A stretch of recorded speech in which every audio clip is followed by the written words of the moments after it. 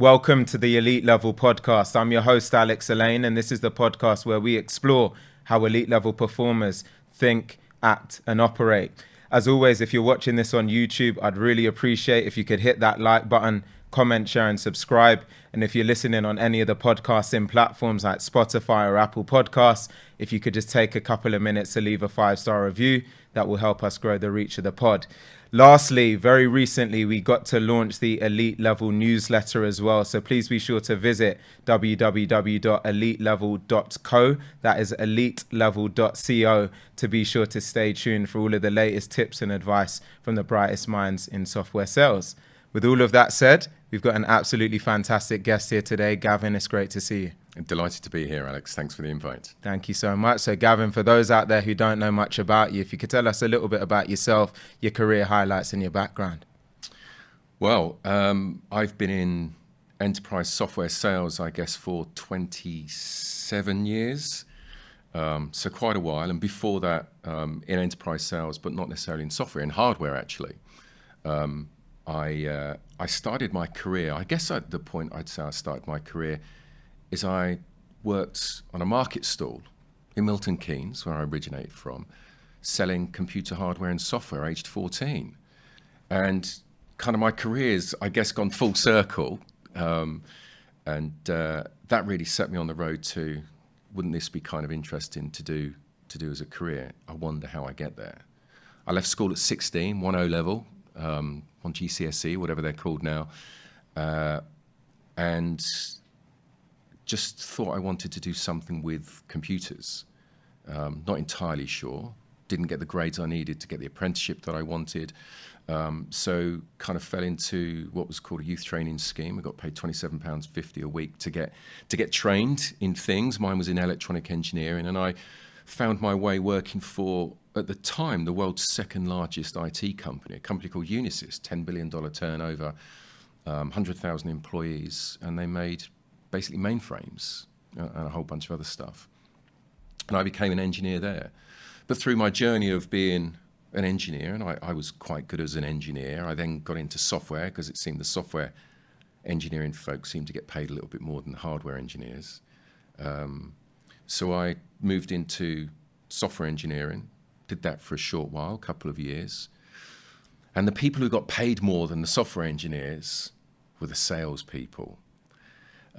They drove the best cars, they kind of wore the best suits, they took you for lunch, kind of when you're out on site with them. And so I kind of plotted my way, I guess, of how can I move into a sales career. And eventually did that age 22, 23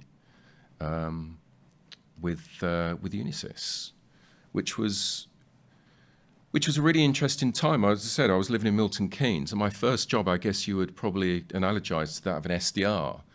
We called it a customer management, telephone customer management. But my office that I used to have to travel to was in Solihull, which for me meant a 70-mile trip there and back. It's 140-mile daily commute to do an SDR job, to get there for 8:30, and phone people and ask them whether they'd like to buy some more stuff. And that really kind of set me on my road. I did that for 9 months and then kind of came to work in London for the same company, selling all sorts of stuff, small mainframes, peripherals, laptops, all sorts of stuff. Wow, it's a truly incredible journey. I had to take a moment just to see if there was more to it because there's so much to explore here. So I want to start at the beginning, right, as I often like to do. You mentioned coming out of school with 1 GCSE and 1 O-level, right? And I just want to understand a little bit more about being at that particular point, how you went about your decision making, right? And actually what the feeling was in your gut, not necessarily having come out, it sounds like, with 11 GCSEs and a massive educational profile. How did you start to figure things out after that? I think if you leave school with 1 GCE, a lot of decisions kind of get made for you from an educational system perspective, and the routes available to you are fairly limited, but actually kind of what I wanted to do. And thankfully the government had this scheme at the time, and so that was a pretty obvious choice for me. And a lot of my peers who left school, I wasn't thick. I wasn't thick. I was bright. I was probably a little bit lazy, and academic stuff wasn't for me. I couldn't wait to get into the workplace, start earning some money, and start to build a career in this thing that was computers. Again, building on kind of that market stall experience. Got it. And then you've gone into software engineering and being an engineer before this transition to what we call an SDR. So I'd love to just learn more about what the lived experience was like as an engineer. It sounds like the flashy suits and the bright lights tempted you over, but you know, was there some form of passion that led you to actually stick around for that period of time in software engineering? Yeah, I love logically solving problems. And I think if you're in electronics engineering or even software engineering, you're dealing with ones and zeros, pretty much. And to solve problems, you have to think in a specific logical manner. You have to go through a sequential series of steps to do that. And I think that just played to the way that I tend to think.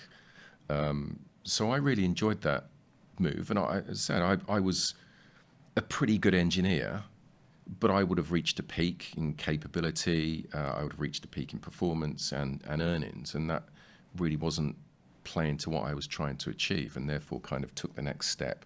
And through that process, there's a load of stuff that is self-taught. How do you start to teach yourself about computer programming? How do you start to teach yourself and go to night school to learn a little bit more about electronic engineering or whatever that particular flavor was?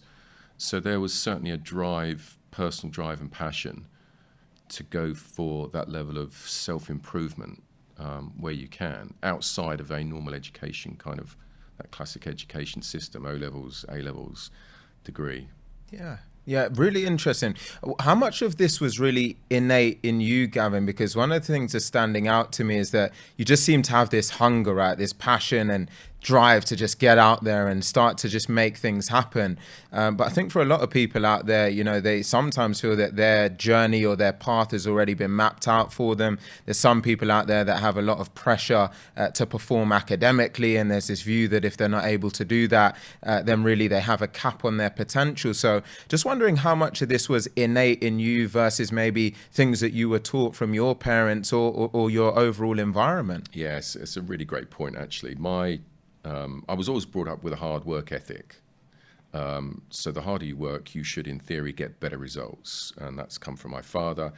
And it's something that I've tried to apply all the way through, partly because I've had to kind of cover up inadequacies in whatever area that may be. But if you try and be the hardest worker there is, you know, that commute to Solihull every day, you know, there's probably not too many foolish people who would have done that.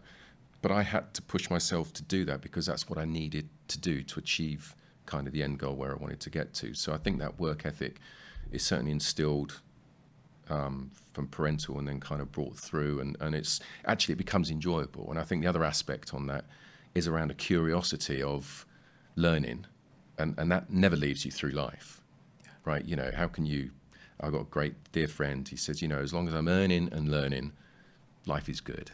And I think that's a truism as well. I love that saying. I often say learning, earning and growing. Right. That's the mantra right there, right? To have a happy, fulfilling career. So we've got to talk about this commute to Solihull because this is pretty incredible, right? 140-mile round trip for an SDR role, right? Which is, you know, I often talk about being a lifelong SDR, very, very passionate about that role. But that's a lot of dedication, right? To be able to go in there so early in your career and make that happen. So just walk us through the decision making, but not only that, really the first few months doing that, because it's a different thing signing the contract saying I'm happy to do it, and then the lived experience once reality starts to set in. Yeah, and I think part of it comes from being as an engineer, and I would get those occasional trips out to site. And you jump in your car, and I might have to go down to Devon or go to London or go to Leeds or somewhere like that. And in the days before sat-nav, get my little A to Z and follow my map and ask somebody to fax me through kind of where they are specifically. And so I loved being in the car. Have car will travel. It was always kind of just part of the philosophy. So I didn't really think too much about it. It was hour and 10-minute commute each way. 2 hours 20, 2.5 hours, maybe 3 hours on a bad day if there's congestion on the M6 or the M1. But that's where the role was. That role didn't exist in London. Unisys had a big presence in Milton Keynes. It didn't exist in Milton Keynes.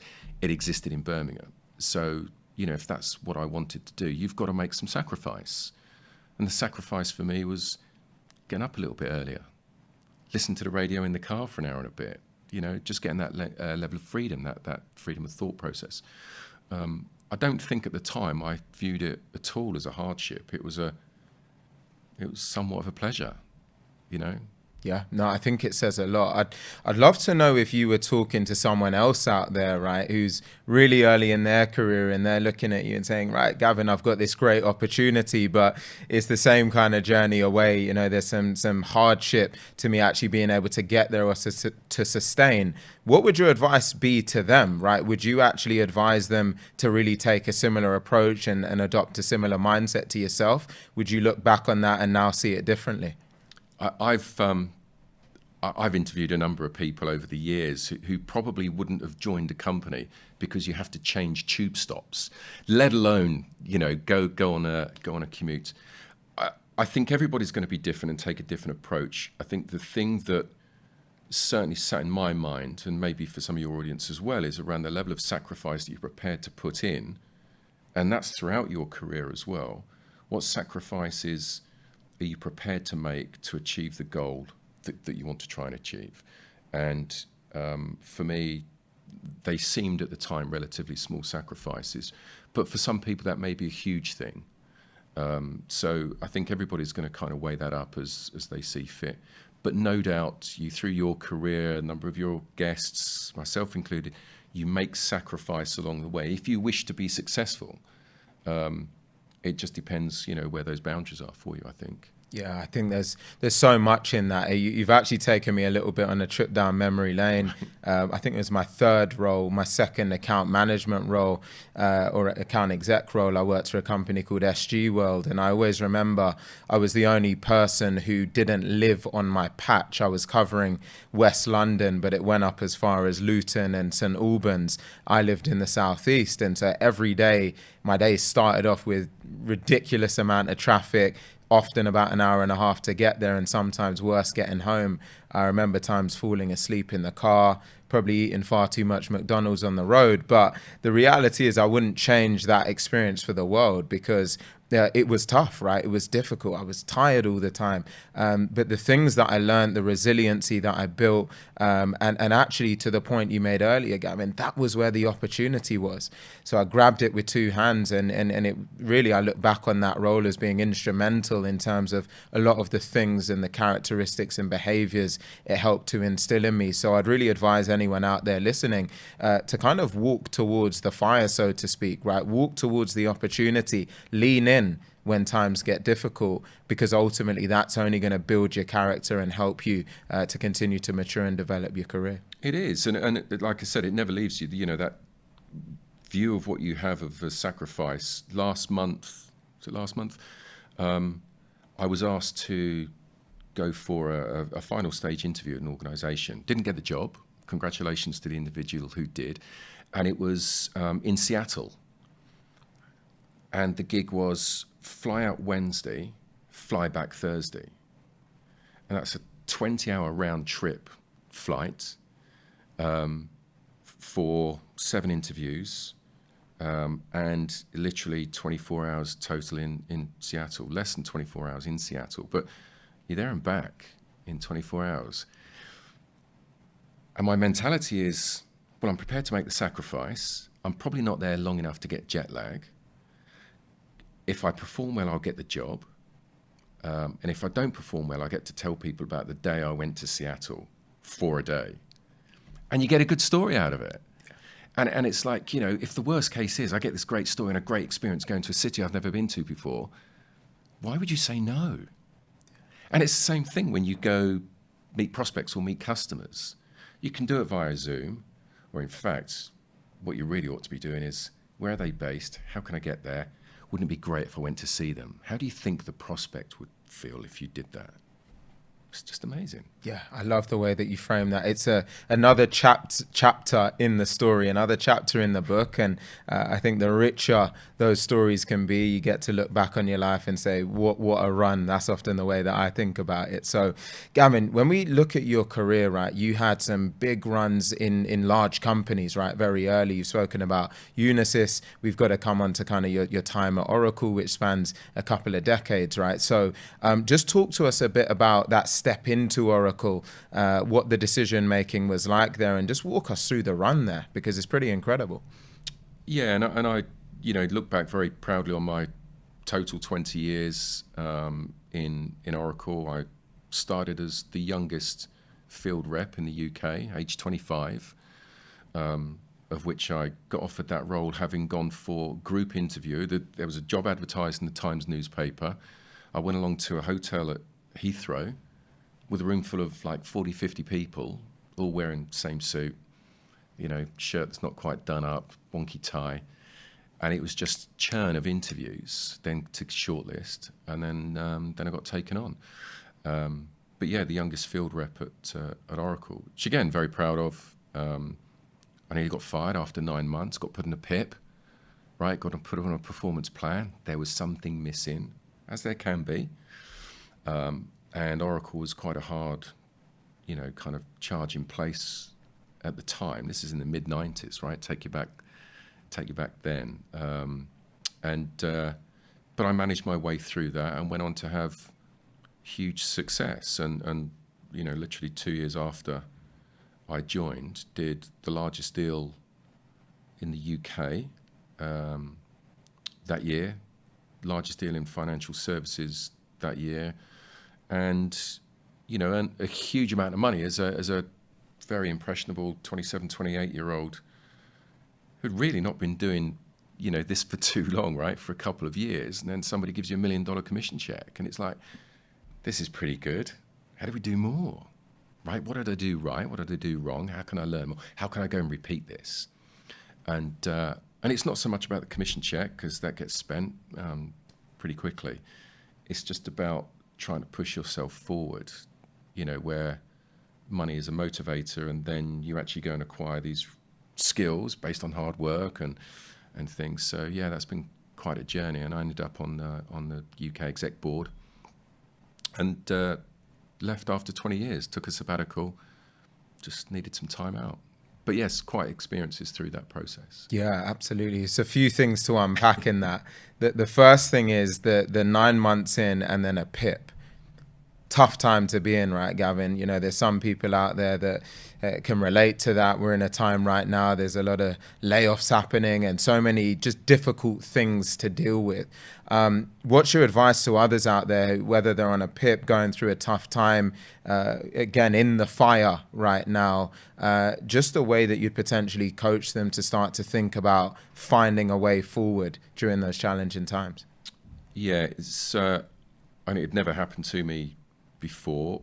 It's quite a sterile process to go through, but very clear. It's unmistakable process.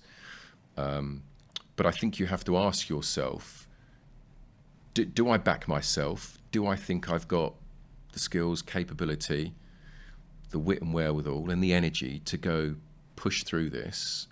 I didn't feel like I was being used as a mechanism to push me out. I thought it was a mechanism to increase performance and to unlock what I believe my manager at the time felt was latent potential. And it was basically a kick up the arse probably that I needed. And it worked. So I think for any advice to anybody in a similar situation, and it's really the thing, that voodoo thing we don't really talk about. Nobody posts it on LinkedIn, right? Nobody brags on Instagram, I've just been put on a PIP. And it happens daily, right? It's a common occurrence in our industry. And I think people just need to have that word with themselves, seek advice if they've got any mentors and coaches, and plot a plan to get success. Because even if you don't reach the specific goal, actually the characteristics and attributes that you are going to demonstrate over that typically 8 to 12 week period are the things that your manager is probably looking out for. And I think they are instantly measurable in either shift in attitude, increase in activity, whatever that may be. And I think people just need to have that word with themselves and push on through that. It worked for me. It may not work for everybody. And just because you may be on a PIP in one organization doesn't mean to say you're a bad individual, doesn't mean to say you're not very good at your job. It may just mean that it's not the right place for you to go and apply your trade, because you will be great somewhere else. And again, don't take it personally either. Yeah. It's just business. Yeah, very, very well said, and it's great advice. And I think there's also a point to be said in what we spoke about earlier in terms of this just being another chapter, another few words in a story. Right. And when you actually zoom out, all of a sudden you see that this is just a very small moment in what will be a long-term career and life, right? So for anyone who's just going through something difficult, just take a moment and zoom out, right? It's just a moment in time, another chapter in the book or another few words in the book that you will get through, you will get past, and ultimately it's going to set you up for more success moving forward from the lessons and experiences that you'll learn. So I love that. Let's fast forward to the $1 million commission check, because I know that's going to perk up a few ears here. So Gavin, when that landed, what went through your mind? Because I can certainly say, I remember getting my first ever £10,000 check some years back, and it was the weirdest feeling I think I'd ever had, because of course there was this blend of excitement and enthusiasm, but for me and my upbringing, I'd never seen money like that in one go. And so I had this really strange blend of feeling a bit lost and kind of confused, and I didn't know what to do with it, and I was anxious about losing it. So $1 million at that age, what were the feelings like at that time? It's definitely unreal. As I remind myself and my team, none of us are saving lives here, right? In a job, we get paid extraordinarily well for what we do, and then if you do your job well, you get paid even more. I mean, it's like the dream gig. It was strange. I mean, this is when $1 million was a lot of money, by the way, right? At the beginning of '98. And I was married, no children at the time. So went out, bought the flash car and kind of paid off the mortgage and did a bunch, made some investments. I think the positive thing is it gives you a hunger and a desire to go and do more, but not setting that as the level, right? They happen maybe a small handful of times if you're lucky in one's career, right? And even if you're great, they may not happen at all. The downside of that, and certainly something that affected me, was that the ego kind of just got inflated. I was, 27, 28 years old, my first time really working in the City of London. And, you can kind of get a little bit lost there, right? There's a lot of things to be getting up to with a young man with a couple of quid in his pocket. And I think you probably need people around you to help regulate that ego, to help keep you focused on the job in hand, because you've still got to go deliver the next month and the next month and the next month, and not have that as the default set of behavior. Go back to the core competencies, core capabilities, and your mission as part of a team in a large organization and what you're trying to achieve. And I didn't get that balance right on many, many occasions, for sure. What it did do, it gave me a huge amount of confidence. Sometimes that confidence overspilt, but it gave me a huge amount of confidence. And actually, as salespeople, one of the things we love is confidence, because confidence generally tends to breed more success. And it just set me on a roll for the next, goodness knows how many years. But it can get out of control for sure, no doubt. Yeah, I think you made a great point about the people around you. Sometimes that becomes really important, right? Yep. Just to bring you back down a little bit of a peg. The point around confidence as well, so important. I'm often talking to my team about just conviction in everything that you do, that the difference that can make when you're engaging with a customer, right? Trying to build trust, but if you don't have that confidence and conviction in the way that you're conveying and articulating your message, how do you really expect anyone else to feel that actually they're standing in front of a thought leader and someone they should trust in? So all really, really valuable points.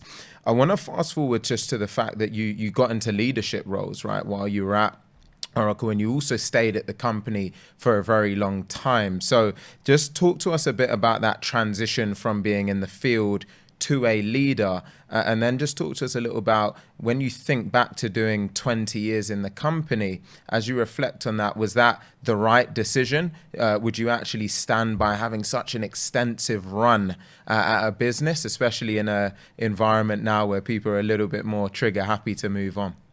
Yeah, I think it worked for me, undoubtedly. I wanted to move into leadership, like a number of your guests, actually, where I felt I was really good at my job. I was a really good rep, similar to the way I felt I was a really good engineer, really good software engineer. So, I thought I was really good at that. So I'd probably be a really good manager. And I wanted the business card with a job title, manager or director or whatever, on that. So I was given an opportunity in a very, very small business within Oracle, where the product leader for this business in the US was a guy called Thomas Kurian. Thomas is the CEO of Google Cloud now. And Thomas was tasked by Larry to build this up. I led that team in the UK, small team of 3. Started my job day 1, day 5, one of the team resigned. Went traveling. I've since employed him several times since. He's a dear friend. And kind of, I think through that journey, you realize that you've got, actually as a leader, you've got 3 roles. You've got the kind of management cadence stroke parental responsibility for the team below you. You've got a responsibility with your peer group. So other managers in the organization and how you interface, liaise, collaborate with them. And quite often in an organization like Oracle, it actually turned into how do you compete with them, because you're probably all vying for that next role after that. And you're also now responsible directly to a senior director, to a VP, to a SVP, to an EVP, whatever that may be. So you've kind of now juggling 3 roles, whereas a rep, as an AE, you've got one job, which is to take care of your customers and prospects. So the level of complexity, the email volume increases enormously. And I had a great leader, unfortunately he's no longer with us, a guy called Stuart Turner. And I went to Stuart and said, Stuart, I'm just getting swamped. I'm literally getting hundreds more emails a day. How do I manage that? He said, Gavin, here's the thing I do. I action a third, I delegate a third, and I delete a third. So, well, how do you know you've got the right ones? You'll find out. People will tell you. And it's not a bad mantra, right? Don't go deleting the wrong ones, though. Yeah, life does change. And again, like many of your prior guests, made a ton of mistakes. Thought my job as a manager was to probably dictate, to tell, not to coach so much. And as quite an assertive individual with a huge amount of confidence back then, and a reputation for being a high performer, again, that probably overspills. And you kind of learn your lessons and way through that till you become, second and third and ultimately fourth line manager through that organization.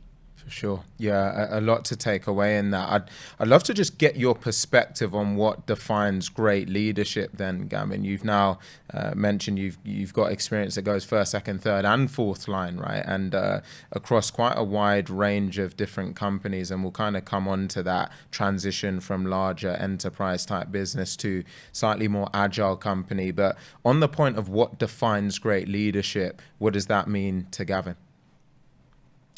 My wife reminded me this morning, she said, don't forget to mention to Alex the quote. And there's this great quote by Tom Peters, kind of management guru.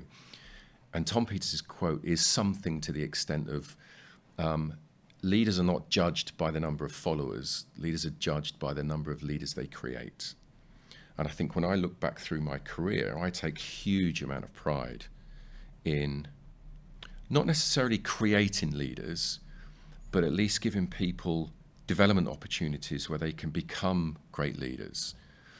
And I think one of the things that working in a large organization, and Oracle was fantastic at this, is giving people great opportunities to develop, to make mistakes, but with a safety net, but also to give great experiences by which they can develop as a professional development, personal development, life development.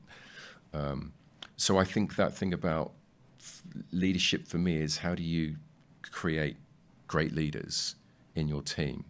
And I look back, and it's not about the disciples that you have or those fanboys or followers. It's about who worked for me in the past, who I've put specific effort into, is now doing things far greater than my career will ever get to. And that's probably the greatest source of pride. And it's not about the commission check, and it's not about the deal, it's about the people. But I worked in an organization that fostered a culture of people development. But you had to go get it. Kind of nobody really gave it to you. But those opportunities are kind of, limitless, really. It's a fantastic saying, and I'm glad we haven't let your wife down either. I didn't want to send you home knowing that that's exactly in the case, so that's awesome. Let's talk a bit about this kind of large enterprise, being a part of the big business, the process, the, I guess, operational excellence that comes along with that. And then looking at the other side, right, where you've also had a lot of experience now, which is the hyper growth, younger, arguably more dynamic company that also comes with some other considerations. So let's just kind of start fairly broad, but just talk to us about your experiences comparatively being in both of those different types and profiles of companies. Yeah, and it's interesting actually, as a medic fanboy now, but I've come to it very, very late in my career. And kind of the McMahon, the whole playbook thing, I get it, love it, it's nice and simple, makes logical sense, my sequential, logical, problem-solving kind of mind, it appeals to it.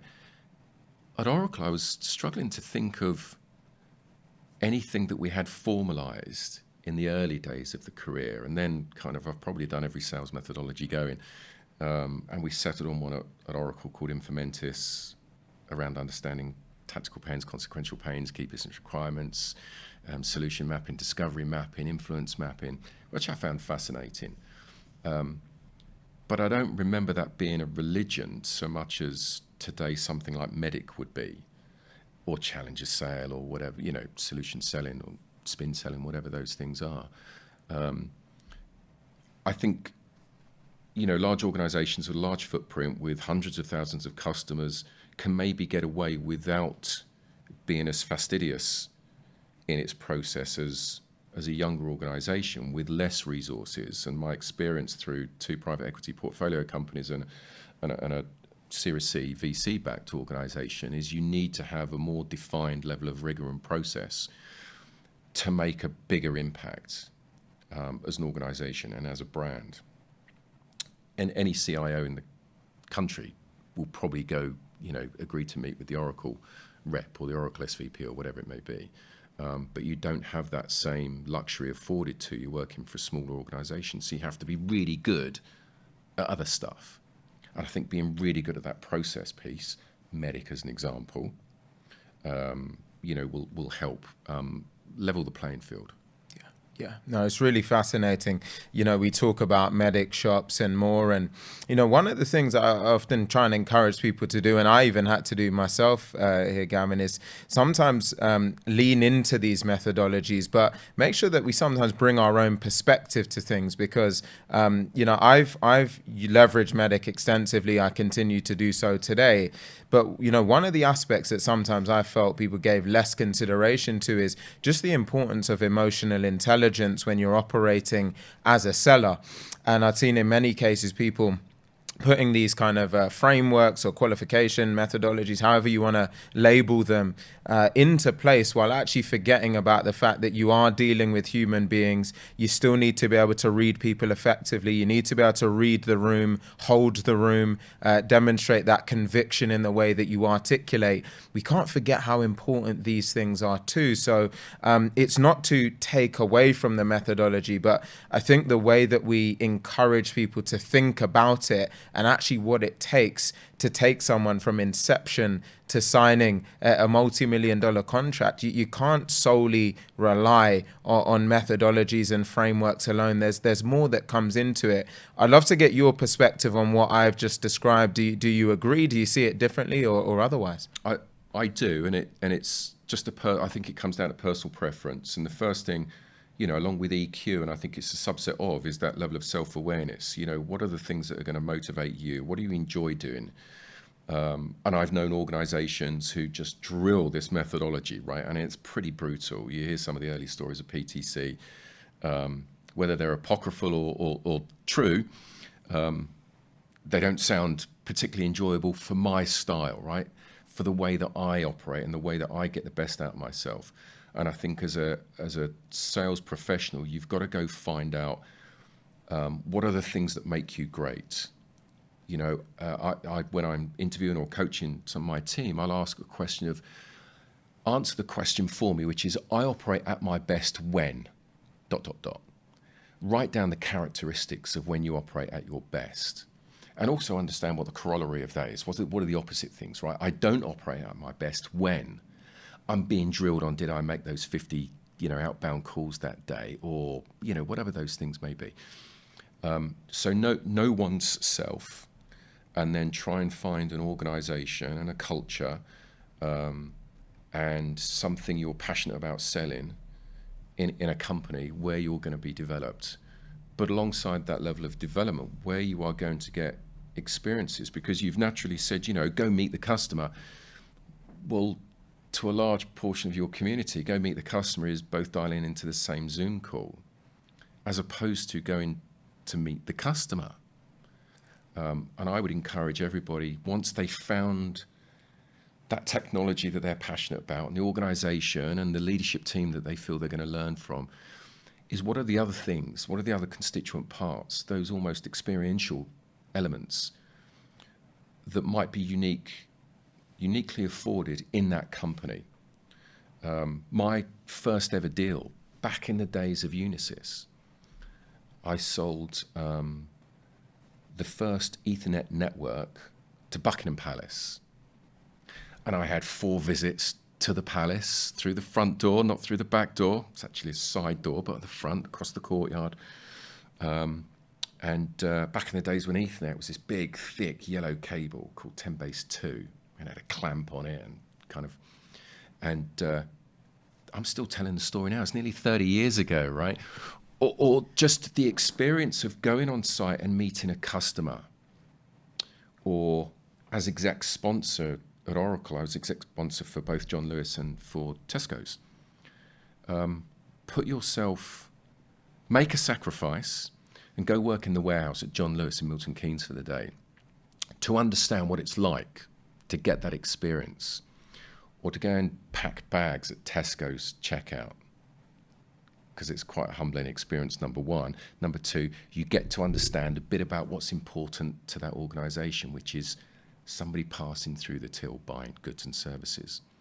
And I think the more experiential things that you can build into your career, learning medic's great, learning challenger sales great, doing spin selling's great, but there's other aspects to this that you can help in the right organization. Your career can take you in a different path, so that you sound like the grey-haired man telling stories, but also that help build up that character, that help build up to your point around EQ, I think are critically important, and can take you in some really fascinating tangents of experiences. Yeah, there's some great wisdom in all of that. I'm going to have to play this one back myself, I think, to take some notes on that, Gavin. So one of the areas I wanted to fast forward to with on you is you taking some time on a sabbatical, and just understanding a bit more about the rationale behind that. Why did you do it, and what was the experience like going through that?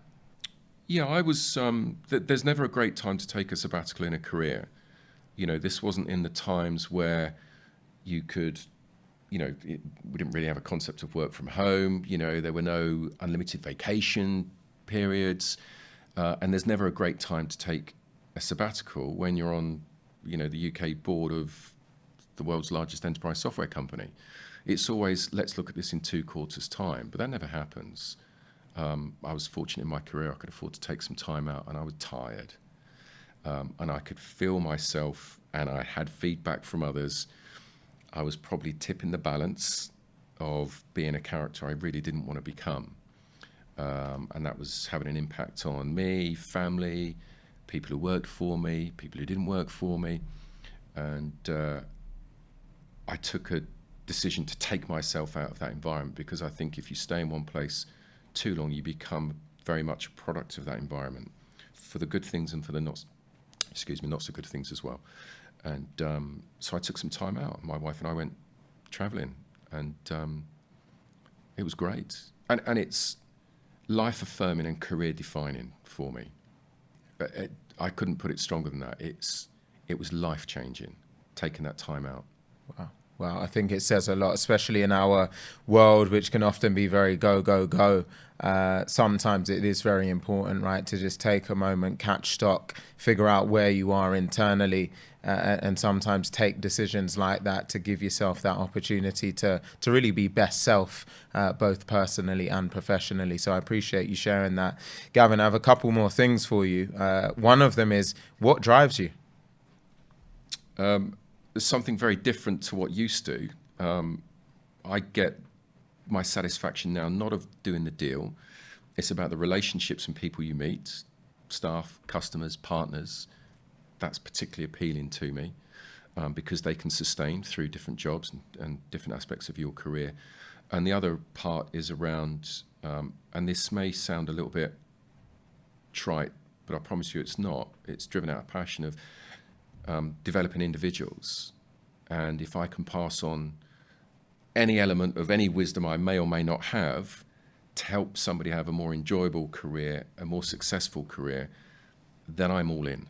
And it's a huge area of satisfaction for me, huge area of passion that certainly overtakes. There's always another deal. There's always another deal, right? But there's not always more people to develop, to put investment in, and to help along the way.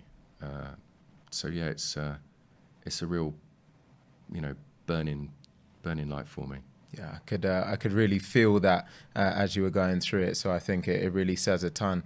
Gavin, I got one last question for you. And as I always say, if you've watched any previous episodes, then you'll know what's coming. But it's really what your best pieces of advice are for that person out there that wants to go from good to elite level in their career. What would that be? I gave this some thoughts, and I think I'll try to pick 3 parts to your question. Like every good salespeople, I'm not just going to answer the question. Let me break that down. One is work harder than everybody else.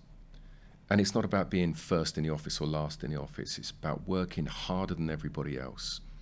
Through that, be clear about what sacrifices you're prepared to make, personally and professionally, in order to get the ultimate gain that you're after. Be good at what you're doing. And I talk to my team about break the things down and be really good at that, and then move on and be really good at something else. And to do that, you've got to have that level of self-awareness, that level of honesty with yourself. And lastly, I think if you can do that, do it with passion, do it with a smile on your face, and for goodness sake, have fun, because this is such a tough career. And you see glimpses of this sometimes on LinkedIn, but not as much as I'd like with that level of authenticity. This is tough. I commented last week on something that, the stat, 65% or so of people miss target. I never see those posts on LinkedIn. And those people are suffering, right? They're feeling bad about it. Don't. Work harder than everybody else. Make some sacrifices. Get good at what you're doing. And do it with a smile on your face. And do you know what? You'll probably have a really great career, and you'll enjoy doing what you're doing. and your friends, family, colleagues, they'll see that through you as well.